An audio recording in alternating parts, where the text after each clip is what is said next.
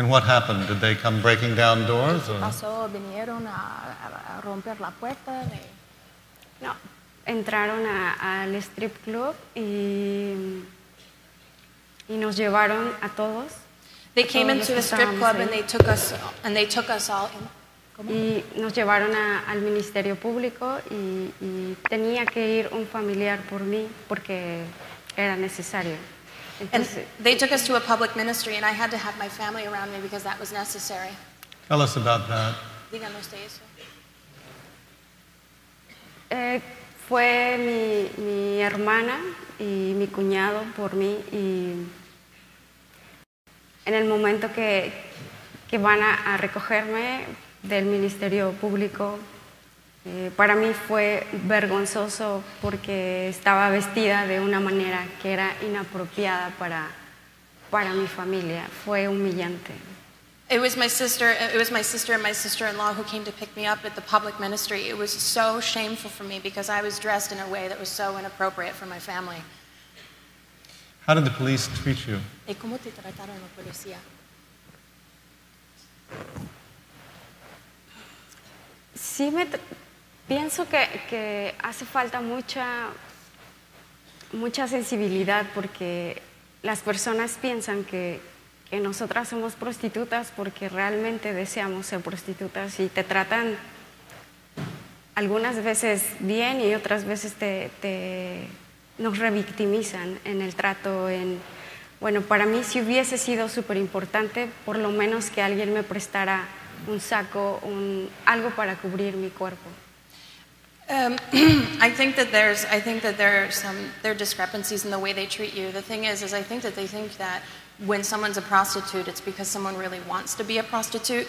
And sometimes we were treated well and sometimes we're not treated well. But for me, what I really would have wanted was the smallest little thing, was for someone to lend me a bag or something to throw over myself to cover my body. Who were the people who had captured you? Were they Mexicans? Were they Americans? North Americans? ¿Quiénes eran las personas que te captaron? ¿Fueron mexicanos, americanos, otra gente? Eran mexicanos. They were Mexican. But part of the business is in the United States, isn't it? Empresa se encuentra en los Estados Unidos, ¿no, verdad? Yes. And are all the girls from Mexico? ¿Todas las mujeres son de México? No. No.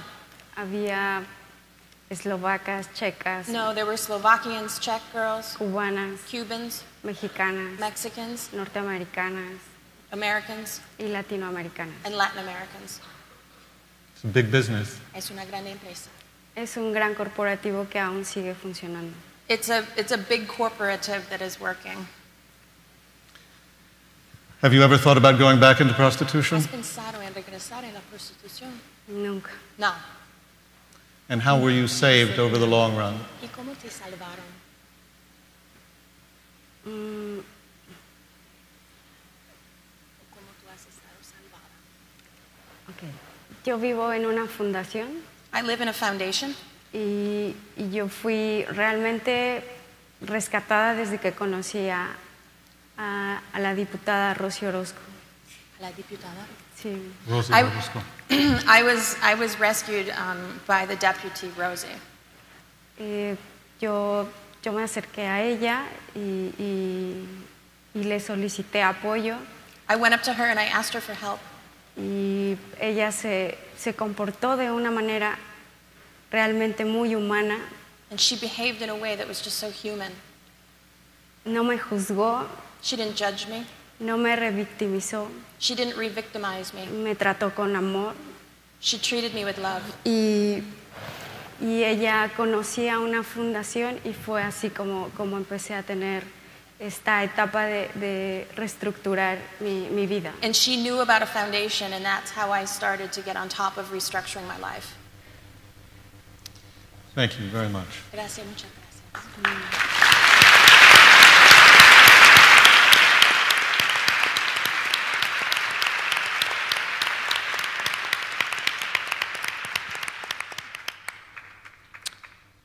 In fact, Rosi Orozco is with us here today as part of our panel.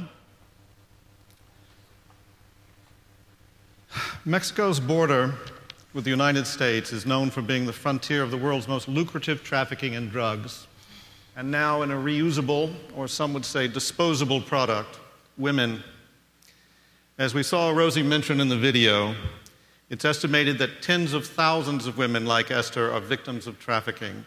And sadly, violence and discrimination against women in the whole of Latin America has taken on many more forms in the last few decades. Each of our panelists is working in unique ways to raise awareness and to end these violent trends. But let me warn you, this is going to be a descent into hell. Because what we're talking about is a level of cruelty and an extent of monstrous behavior that's really almost hard to fathom.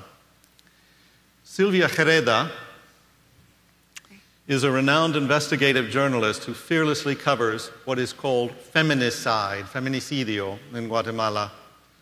She is the founder and director of Informe Especial, Guatemala's first investigative journalism television program.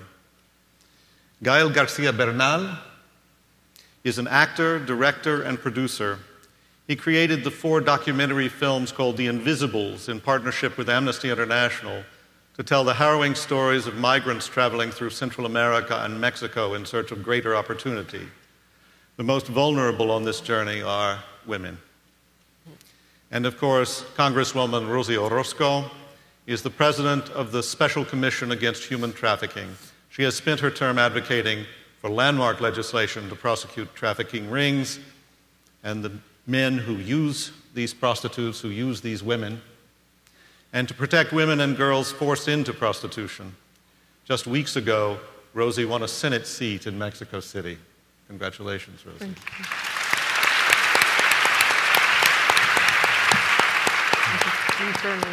Rosi, you're determined to end trafficking, and you're determined that the people who are involved with this at every level should be punished. Mm-hmm.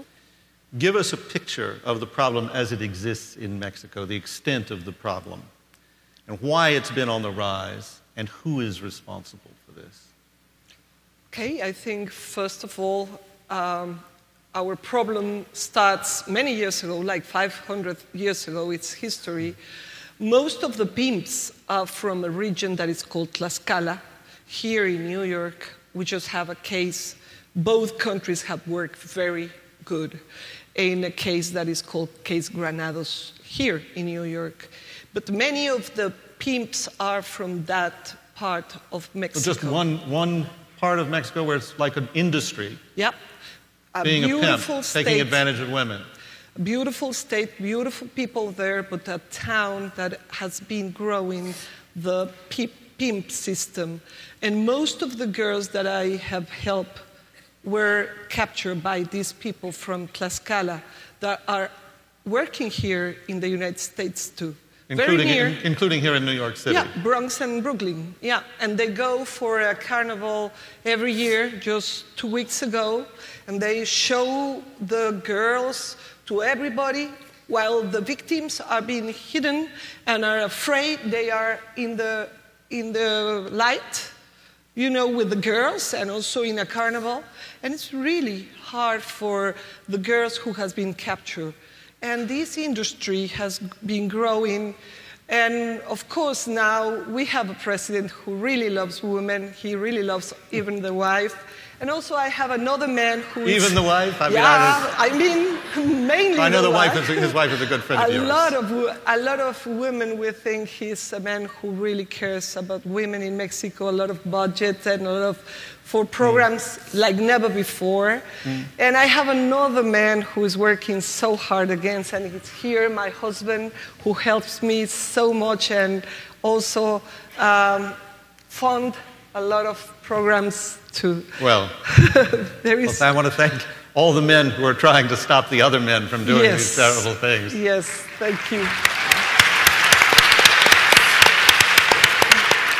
But the biggest problem, and I know you've worked on this very hard, Rosi, the biggest problem is this question of people going unpunished, the impunity, the fact that nobody does anything to them. I mean, until 3 or 4 years ago, basically nobody was in jail for these crimes. Nobody was in jail in Mexico for trafficking women, not from that town, not from anywhere else. Is that changing now? That's right. When I started in the Congress 2009, there was nobody in jail. Now we had successful cases, even working with you, three cases, New York, also Miami and Atlanta, that are international, and we are very thankful to the United States government for these efforts. And also in Mexico, there is places like Mexico City, where 15 people are now in jail, 14 in Chiapas, Puebla, and Yucatan. And that's it. That's the problem, that there is a law that is very, the actual law is very limited. We are already voted in the Commission of Justice and Human Rights a new law, and it's going to pass that law very soon in Mexico. It's going to be a big new, and it's a general law that will rule over all Mexico and will punish all the chain of exploitation, since the one who engaged to the final exploitator, that is the worst criminal. Well, what we hope, of course, Rosi, is that you get the law in the books and that the law is enforced. Yes, which is always important. a big issue, especially with these kinds of crimes. Gail, one of the films in the Invisible series focuses on migrant women. They find themselves at enormous risk of kidnapping, violence, rape. Tell us how you got involved with these stories. Well, I got an invitation from Amnesty International to do a research on a situation which didn't have much coverage, not only in Mexico, but nowhere else in the world. It was about the Latin Americans that go through Mexico coming to the United States and all the perils and all the tragedies that they suffer in their journey. And we managed to create a format of this investigation of how it was going to be put out. We said, okay, we're going to make 4 short films, and then we're going to create another bigger project that, because the subject was incredibly interesting. And there we found that one of the most key vulnerable, the most vulnerable people in this journey were women. And so one of the short films is dedicated only to that. I think we have a clip from that film, if we could roll it. I think it's pretty stunning. Se calcula que 6 de cada 10 mujeres son abusadas sexualmente en su viaje a los Estados Unidos. Dalila, de El Salvador, tiene tan solo 17 años. Nos asaltaron los ladrones, le pegaron a mi tío, le robaron todo, luego a mí me violaron y un montón de cosas hicieron ellos. Mariela es una psicóloga voluntaria que trabaja con estas mujeres. Es muy difícil ese trabajo, realmente no pasa día que sienta ese dolor y ese malestar. Las mujeres que salen de sus países se inyectan una solución anticonceptiva, digamos. Ya vienen predispuestas a que las pueden violar. Yo dejé mi familia, mis hijos, mi mamá, mis hermanos. ¿Cuántos hijos tienes? 2. Yo tengo que viajar para Estados Unidos para poder darle a mis niños todo, porque es lo que más deseo en la vida. Que ellos tengan lo que yo no pude tener, mis estudios.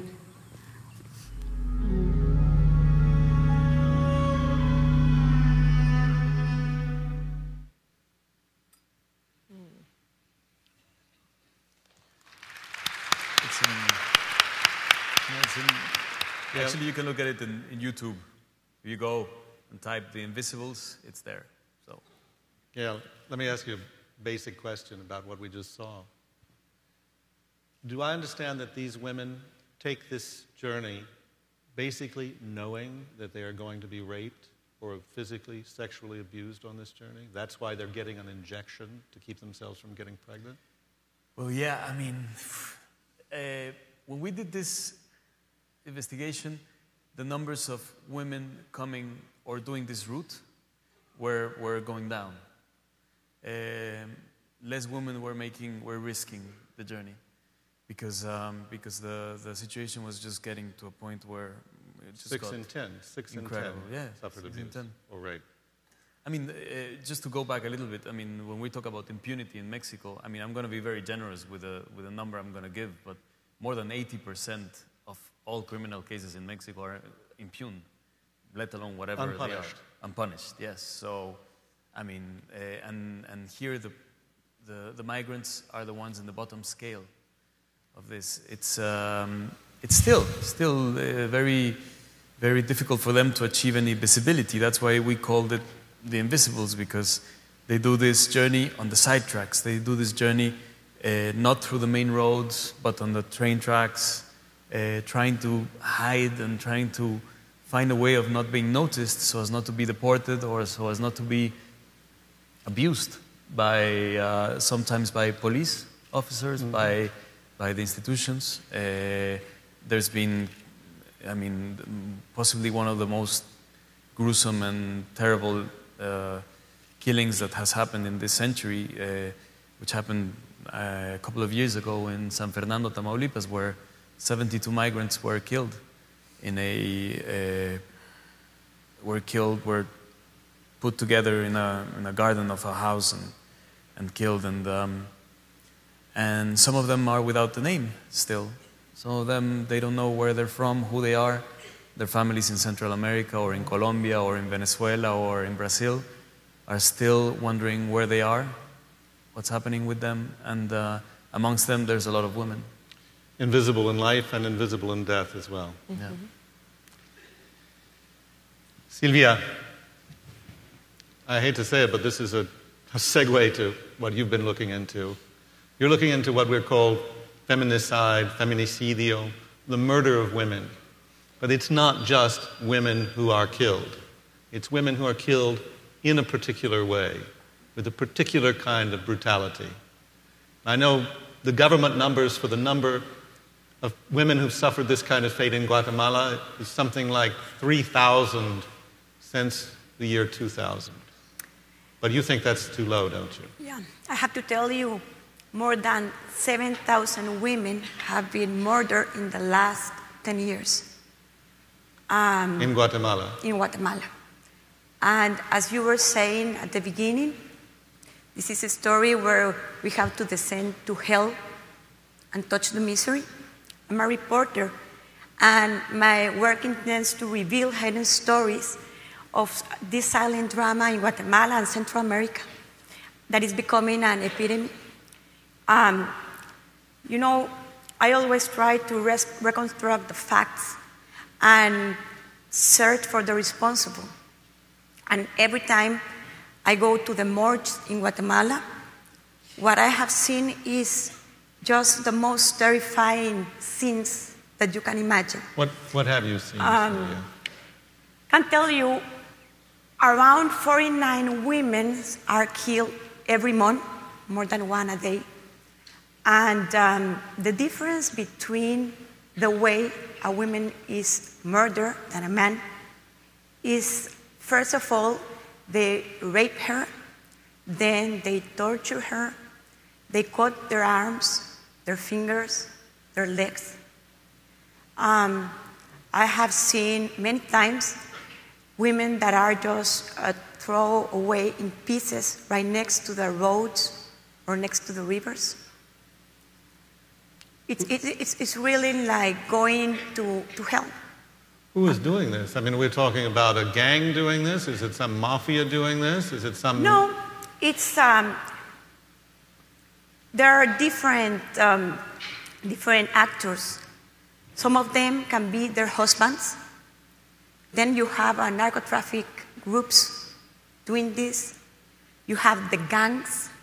But I think at the end of the day, it's about a country that has been going into this process of violence and aggression. We've been in war for 30 years during the 80s, and we signed the peace in 1996. But that was just a paper. The story is not over.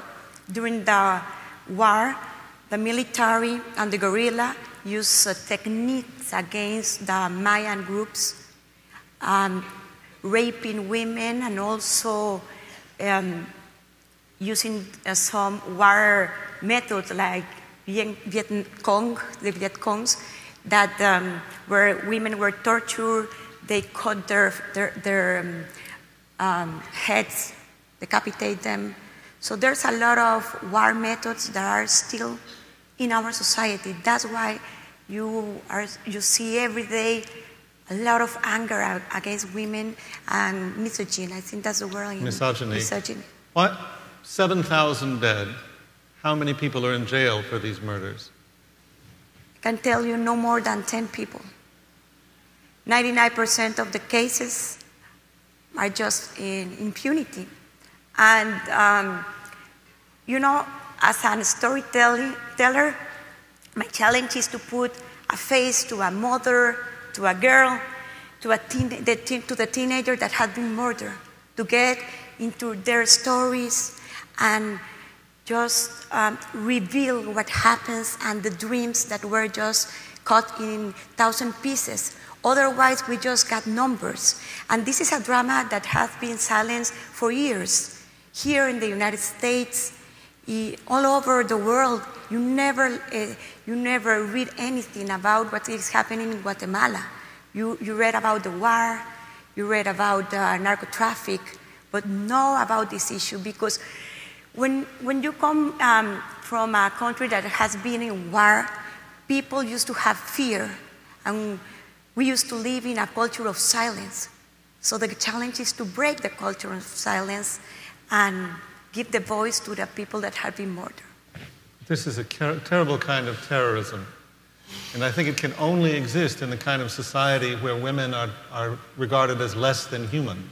Because these women are treated as less than human. Yes. I mean, we were talking before we came on. Early on in this spate of killings, 10, 12 years ago, there were, dozens, scores, 100, I don't remember the exact number of women. All of them had the same markings on them. I want to tell you a story that happens last year. The head of 4 decapitated women were sent to the Congress, to a Congress woman who was fighting against the impunity. And the other heads were just hung in shopping centers in the middle of the road with messages, extortion messages, messages to the government. And after that, in the public transportation, pieces of extremities of women starts to appear with messages in it of extortion, asking for money. What that mean? That means that women are used for sending messages, for sending codes. We're not human beings anymore.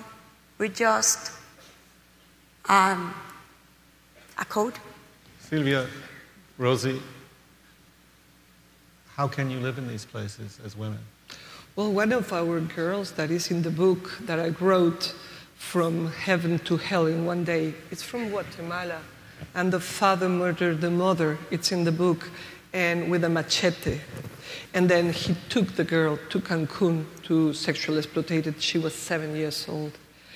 And then she's the youngest in the foundation. And also in the book, there is Mariel. She's from Guatemala too. She took the train.